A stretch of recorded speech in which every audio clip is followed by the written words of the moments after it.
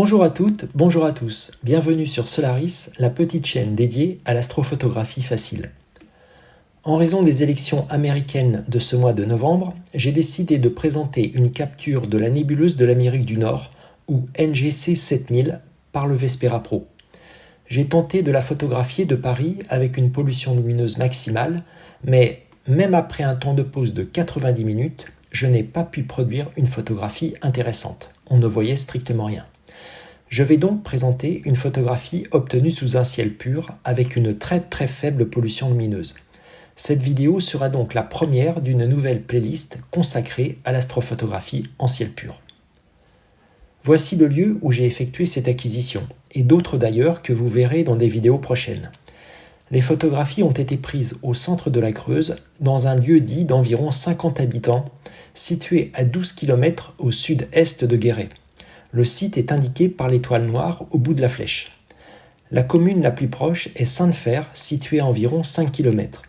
Pour ceux ou celles qui connaissent cette région, Sainte-Fère est très connue pour sa fête de la pomme qui a lieu en novembre et pour sa célébrissime pâtisserie-boulangerie qui propose l'un des meilleurs pâtés de pommes de terre et l'un des meilleurs creusois, le gâteau aux noisettes, de la région de Guéret. La pâtisserie est située juste en face de l'église Saint-Symphorien, vous ne pouvez pas la louper. Au sud, on trouve le plateau des Mille Vaches, une zone dépourvue de pollution lumineuse.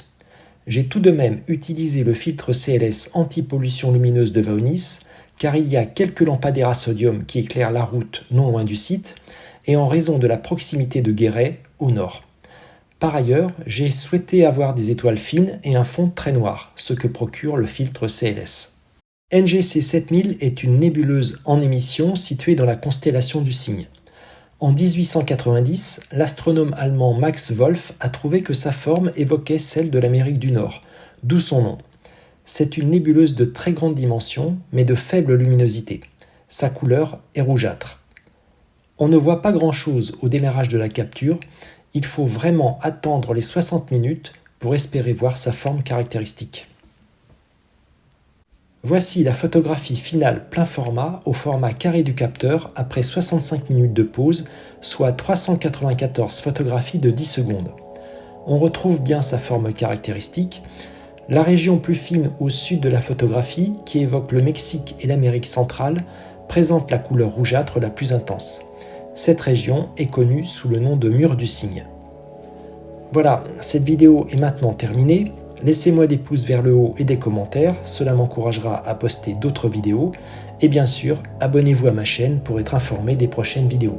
À bientôt sur Solaris.